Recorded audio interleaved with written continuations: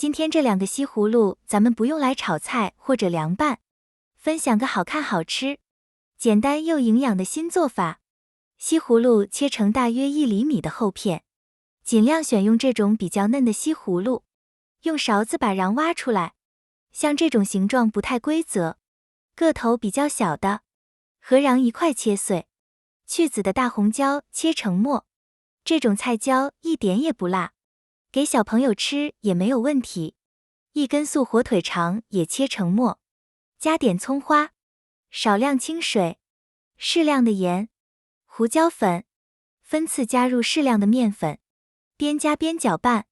面粉主要提高一下粘性，不需要加的太多，能调到这种粘稠度就可以。